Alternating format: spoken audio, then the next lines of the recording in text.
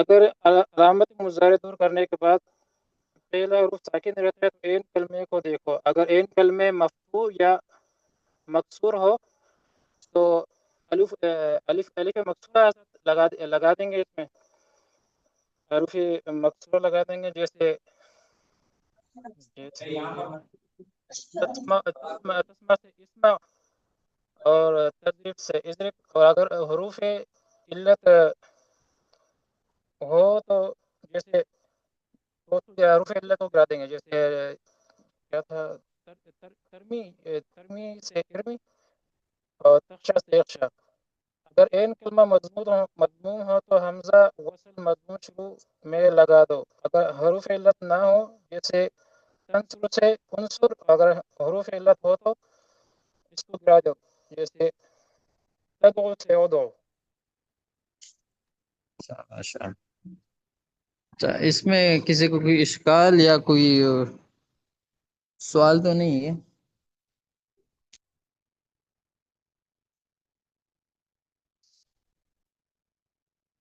اچھا آگے چلتے ہیں۔ استاد محترم، میرا ایک سوال تھا، جی جیسے سر جی پکڑنا کی جو عربی خضو ہے نا، خضو کیا سر عربی ہے؟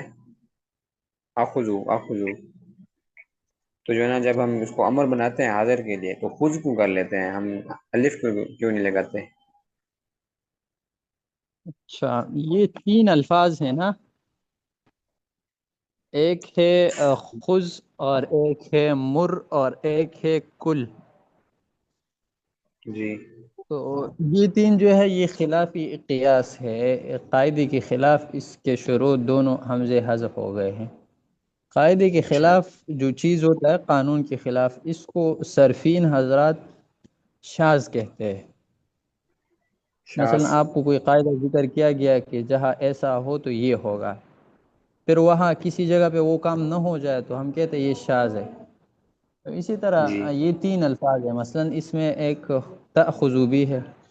تأخذو سے بنانے کا طریقہ یہ ہے کہ شروع میں ہم نے تا کو گرایا، آخر کو ساکن کر دیا، اور تا کو جب گرایا تو بعد والا حرف چونکہ ساکن ہے تو ہم نے شروع میں حمزہ وصلی مضموم لایا، تو اس سے بن گیا اخذ۔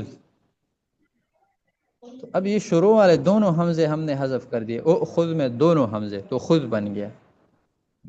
یہ دونوں ہم نے کیوں حذف کی، اس کے لیے کوئی قاعدہ ہے؟ نہیں، اس کے لیے کوئی بھی قاعدہ نہیں ہے، یہ قاعدے کے خلاف ہم حذف کرتے ہیں، اور ہم اس لیے حذف کرتے کہ عرب حذف کرتے ہیں، تو اس کو شاذ کہتے ہیں، یہ بغیر کسی۔ اس اگر طرح لگا دیں تو تأکل والا بھی ہے۔ اگر لگا دیں تو صحیح ہوگا، اخذ، اخذ، جی اگر لگا دیں نہیں، الف۔ یہ لگا ہو جائے گا۔ اچھا وہ خود استعمال نہیں ہوتا عربی زبان میں، خود ہی استعمال ہوتا۔ اور اسی طرح تأکلو بھی ہے، تأکلو سے جب امر بنانا ہے تو شروع میں ہم نے تا کو گرایا، حمزہ وصلی مضموم لایا، آخر کو ساکن کر لیا، تو یہ ہو گیا اکل۔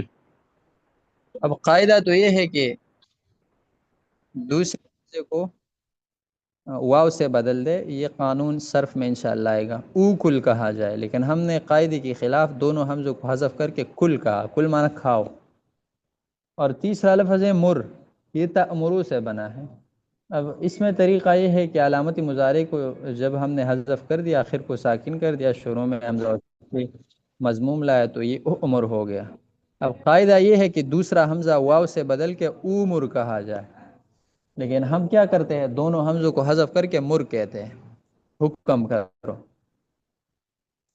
بہرحال یہ جو دو پہلے والے حرف ہے، ایک خذ اور ایک کل، اس میں کل اور او خود کہنا جائز نہیں ہے۔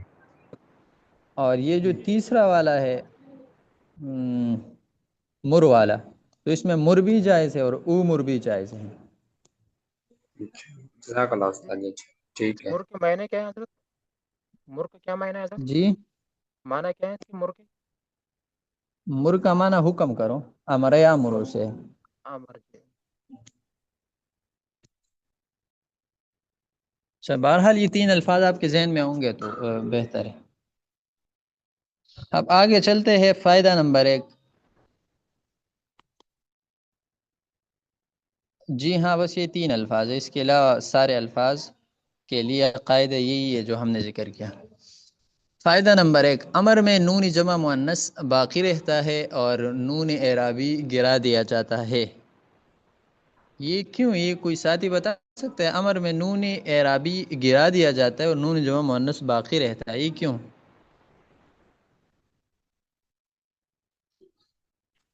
حضرت یہ نہیں ہے اس وجہ سے؟ مبنی ہے حضرت۔ ہاں یہ مبنی ہے، مبنی تو کسی جگہ بھی نہیں گرتا۔ صحیح۔ اچھا، فائدہ نمبر 2، نون ثقیلہ و خفیفہ جس طرح مضارع میں آتا ہے امر میں بھی آتا ہے، لیکن اس میں لام تاکید نہیں لگایا جاتا۔ جو امر مضموم کیوں حاضر گرا دیتے ہیں؟ معروف ہے اس میں لام تاکید نہیں لگایا جاتا، اور جو امر حاضر معروف کے علاوہ جو امر ہے، مثلا امر مجہول ہے اور یا امر غائب ہے، تو اس میں بھی لام نہیں لگا سکتے، کیونکہ اس میں پہلے سے ایک لام موجود ہوتا ہے، لام مکسور، جو امر پر دلالت کریں۔ اب اگر ہم ایک اور لام لگائیں گے، لام مفتوح، تو پھر مناسب نہیں ہے۔ تو اس لیے امر کے ساتھ جب نون خفیفہ یا نون ثقیلہ لگانا ہو تو اس کے شروع میں لام نہیں لگائیں گے، صرف نون لگائیں گے بس۔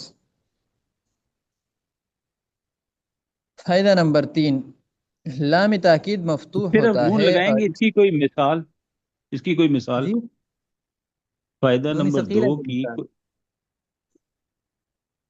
فائدہ نمبر 2، اچھا نون ثقیلہ نون اس طرح ہم افعل سے اگر ہم گردان کریں امر کی تو بانون ثقیلہ، تو افعلن، افعلان، افعلن، افعلن، افعلان، افعلنان، اس طرح کریں گے۔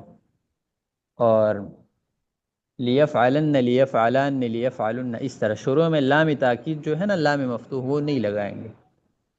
یہ صرف امر میں ہی ہوتا ہے، باقی سب میں لگایا جائے۔ اچھا، یہ گردان گزرا ہوا نہیں ہے کیا؟ جی جی حضرت، پڑھی تو یہ ہے نا، یہ سامنے لکھا ہوا ہے، افعلن، افعلان، افعلنان، لیفعلن، لنفعلن۔ فائدہ نمبر 3، لام تاکید مفتوح ہوتا ہے اور اس کے معنی ہے ضرور، اور لام امر مکسور ہوتا ہے اور اس کے معنی چاہیے کہ۔ شروع میں تو لام آتا ہے، تو اس میں فرق کرنے کے لیے آسان بات یہی ہے کہ اگر شروع میں لام مکسور ہو تو آپ سمجھے کہ امر ہے، اور اگر شروع میں لام مفتوح ہو تو یہ لام تاکید۔ فائدہ نمبر 4، حمزہ وصل وہ حمزہ ہے جو اپنے پہلے حرف سے مل جائے اور پڑھنے میں نہ آئے مگر لکھنے میں باقی رہے، جیسے فتلب، ثم مطلب۔ حمزہ وصل یا حمزہ وصلی، یہ کیا چیز ہوتا ہے؟ کیا ہے؟ ہاں؟ اچھا، حمزہ وصل یا حمزہ وصلی یہ کیا ہوتا ہے؟ تو یہ وہ حمزہ ہوتا ہے کہ یہ کبھی پڑھا جاتا ہے، کبھی نہیں پڑھا جاتا۔ جب یہ شروع میں آتا ہے نا تو یہ ہم پڑھتے ہیں، لفظ کی شروع میں آ جائے یا جملے کی شروع میں آ جائے، لیکن جب یہ درمیان میں آ جائے اس کو پھر ہم نہیں پڑھتے۔ اس کی مثال ہم ذکر کرتے ہیں، مثلا ہے اسمن۔ اب اسمن کے شروع میں جو حمزہ ہے یہ حمزہ وصل ہے، حمزہ وصلی بھی کہہ سکتے۔ اب اسمن جب ہم پڑھتے ہیں تو حمزہ کے پڑھتے ہیں، لیکن جب یہ درمیان میں آ جائے، مثلا بسمی، تو حمزہ پھر نہیں ہوتا۔ یا ہم کہتے ہیں مسمو کا، تو پھر وہ حمزہ نظر نہیں آ رہا۔ اس طرح الذین کا حمزہ ہے، اب یہ شروع میں جب آئے تو الذین ہم پڑھتے ہیں، لیکن جب درمیان میں آ جائے ھدی للمتقین الذین، پھر وہ حمزہ نہیں پڑھتے۔ تو حمزہ وصل اس حمزے کو کہتے ہیں جو اگر شروع میں آ جائے تو ہم پڑھتے ہیں، لیکن درمیان میں آتے تو پھر نہیں پڑھتے۔ یہاں پر آتے کہ حمزہ وصل وہ حمزہ ہے جو اپنے پہلے حرف سے مل جائے اور پڑھنے میں نہ آئے مگر لکھنے میں باقی رہے۔ کبھی کبھی لکھنے میں بھی حذف ہوتا ہے، جس طرح بسم اللہ الرحمن الرحیم میں ہے نا، تو وہاں بسم میں جو حمزہ ہے با کے بعد اسمن کے ساتھ، وہ لکھنے میں بھی نہیں، پڑھنے میں بھی نہیں، لیکن بہرحال عام طور پر یہ لکھنے میں تو آتا ہے لیکن پڑھنے میں نہیں آتا۔ اب آپ دیکھ لیں فتلب، یہ اصل میں تھا اتلب۔ اب اتلب کے شروع میں جو حمزہ ہے نا، حمزہ وصل، حمزہ وصلی مضموم جو ہم نے شروع میں لایا تھا، تو یہ اگر اتلب ہوتا تو ہم پڑھتے، لیکن جب فا داخل ہو گیا تو وہ حمزہ چونکہ درمیان میں آ گیا، اب حمزہ نہیں پڑھا جائے گا، فتلب۔ اس طرح بعد والے حرف جو کلمہ ہے ثم مطلب میں بھی وہ حمزہ نہیں پڑھتا. اس کے مقابلے میں ایک اور حمزہ ہوتا ہے، اس کو کہتے ہیں حمزہ قطعی. وہ ہر صورت میں پڑھنا ہوتا ہے، وہ چاہے درمیان میں آ جائے، چاہے شروع میں آ جائے، چاہے جہاں بھی آ جائے اس کو پڑھنا ہوتا ہے. مثلا بابی فعال کا حمزہ ہو گیا اکرم، تو ہر جگہ پڑھنا ہوتا ہے. ثم اکرم کہیں، ثم اکرم نہیں پڑھیں گے. یہ سمجھ گئے؟ یہ حضرت جی فا کا کیا مطلب ہے؟ فا جو آ گیا یہاں پر مطلب میں، فا کا کیا جی مطلب؟ فا کا کیا مطلب ہے حضرت؟ یہ فا جو آ گیا مطلب، فا کس وجہ سے آیا یہاں پر؟ آپ کی آواز صاف نہیں آ رہی. جی حضرت یہ فا کس وجہ سے یہاں پر آیا؟ مطلب میں، مطلب میں جو فا گیا نا، اس کے کیا معنی ہوں گے حضرت؟ ہاں، جی جی فا تو اس کے لیے آتا ہے نا، فا کا معنی ہوتا ہے تعقیب مع الوصل. تعقیب مع الوصل کیا ہوتا ہے؟ مطلب جو پیچھے فا سے پیچھے والا جو حرف ہے نا، تو وہ پہلے ہوا ہے اور فا کے بعد والا بعد میں ہوا ہے، لیکن فوراً ہو گیا ہے. آپ کسی کو کہے کہ بھائی کل فتلب، پہلے کاؤ پھر فوراً طلب کرو، تو فا اس کے لیے آتا ہے کہ پہلے والے کام کے فوراً بعد یہ کرو. اردو میں ہم ترجمہ کہتے ہیں پس کھاؤ اور پس یہ کرو یا پھر یہ کرو. تو ثم اور فا دونوں ایک ہی چیز ہے، لیکن فا فوراً کے لیے آتا ہے اور ثم میں تھوڑا سا تاخیر ہوتا ہے. اگر آپ جیسے کہیں حضرت کہ جی جی یشتری میں کل ہم پڑھے تھے فیشتری، وہاں پر آ گیا تھا، کوئی جلدی کے لیے آتا ہے ایسے؟ جی جی کل ہم ایک جملہ پڑھے تھے عربی میں، تو اس میں بھی فا اس لگے یشتری الفاظ تھا، اس میں فیشتری آیا ہوا تھا، تو حضرت سے میں نے پوچھا تھا. یار آپ بات تھوڑا سا آواز کٹتا ہے. جی جی اب سمجھ ساجی گیا سب ساتھی کہہ بہتر. رہے ہیں کہ جو ہے نا وہ کل سبق میں ہم نے عربی تکلم میں پڑھا، وہاں پہ فیشتری تھا، تو اس لیے میں پوچھ ہاں رہا تھا کہ فا کیوں ہے. اچھا، تو جو فا اور ثم ہے نا، یہ دونوں اس لیے آتا ہے کہ یہ کام بعد میں ہے. لیکن فا کا مطلب یہ ہوتا ہے کہ فوراً بعد میں، اور ثم کا معنی یہ ہوتا ہے کہ تھوڑے تاخیر ہو سکتا ہے. مثلا آپ کہے کہ کل فتلک، کھاؤ پھر طلب کرو، مطلب کھانے کے بعد فوراً طلب کرنا ہے. اور آپ کہے کہ کل ثم مطلب، مطلب پہلے کھاؤ پھر طلب کرو، تو بعد میں بھی طلب کر سکتے ہیں. آج کھاؤ پھر کل طلب کرو. استاد محترم، تو فا اس میں نہیں پڑا.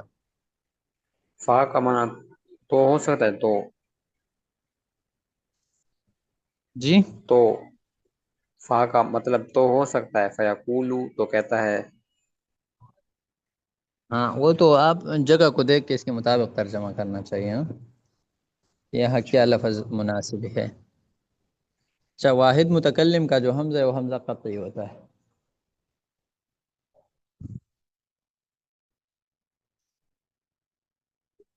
اچھا، آگے چند سوالات ہے. سوال نمبر 1، اسمع اکتب اجتنب سے امر کی پوری گردان کرو. تو یہ 3 الفاظ ہیں، ان سے امر کی گردان کرنا ہے.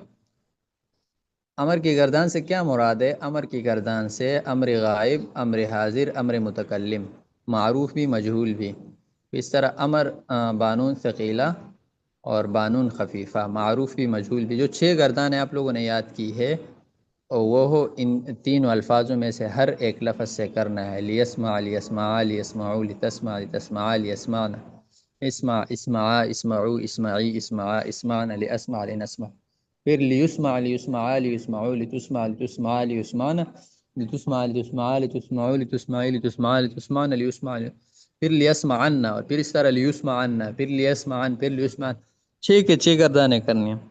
یسمعو سے بھی، یکتبو سے بھی، یجتنبو سے بھی. یہ لکھنے کی ضرورت نہیں ہے، بس اس کو یاد کرنا ہے، کیونکہ لکھنے میں یہ ہوتا ہے کہ لکھنے میں بہت سا وقت خرچ ہوتا ہے، تو وہ وقت بجائے لکھنے کے آپ اگر یاد کرنے میں صرف کرے تو یہ زیادہ بہتر ہے. سوال نمبر 2 ہے، لام تاکید اور لام امر میں کیا فرق ہے؟ یہ کس کس کو پتہ ہے لام تاکید اور لام امر میں کیا فرق ہے؟ بھائی لام راشد صاحب، تاکید آپ کو پتہ ہے؟ جی محسن محمود بھائی راشد عرض صاحب. میں اسے عرض کر دوں. جی جی لام لام تاکید جو ہے وہ لام مفتوح ہوتا ہے، اور لام جو امر ہوتا ہے وہ مکسور ہوتا ہے۔ وہ مقصور ہوتا ہے، اسی فرق ہے۔ ترجمہ میں بھی تھوڑا سا فرق ہے۔ لام تاکید کا کیا ترجمہ ہے؟ لام تاکید کا ہوتا ہے کہ ضرور جو ہے نا وہ اور جو امر ہوتا ہے اس میں چاہیے کہ چاہیے کہ اچھا امر حاضر معروف بنانے کا قاعدہ بیان کرو۔ یہ تو ابھی ساتھی نے بیان کیا، اس کو بھی یاد کر لے سارے ساتھی۔ نمبر 4، حمزہ وصل کسے کہتے ہیں؟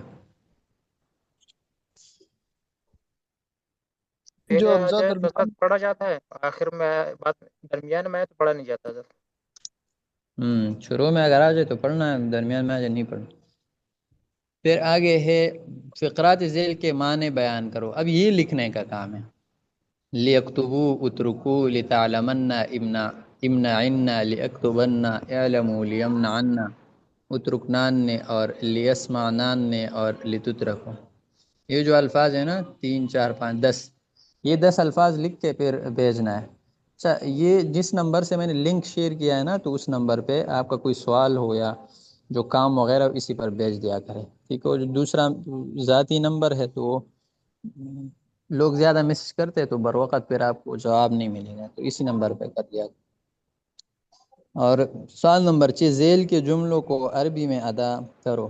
تم لوگ لکھو، تم لوگ ضرور لکھو، تم دو مرد ضرور روکو، تو ایک عورت چھوڑ، چاہیے کہ 2 عورتیں سنیں، چاہیے کہ ہم ضرور چھوڑیں، تم سب عورتیں سنو، تم سب عورتیں ضرور سنو، تو ایک مرد روک، چاہیے کہ وہ سب مرد روکیں، چاہیے کہ وہ سب عورتیں ضرور پڑھیں۔ یہ الفاظ بھی ایک طرف لکھنا ہے اور اس کے جو ترجمے وہ دوسری طرف لکھنا ہے۔ اس میں آپ لوگ کوشش کریں کہ جب آپ نے ترجمہ لکھنا ہو کسی لفظ کے تو پیچھے گردان میں نہ دیکھیں۔ اگر زیادہ ضرورت ہو تو شروع والے 1 2 لفظ دیکھ کے، باقی گردان میں نہ دیکھے، خود سوچ سمجھ سے کام لے کے لکھے، تو پھر مشق زیادہ ہوگا، تجربہ ہو جائے گا۔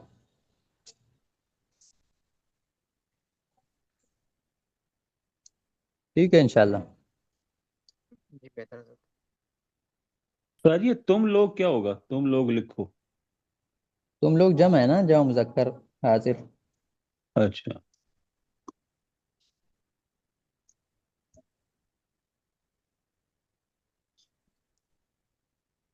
ٹھیک ہے، جزاکم اللہ خیرا، السلام علیکم۔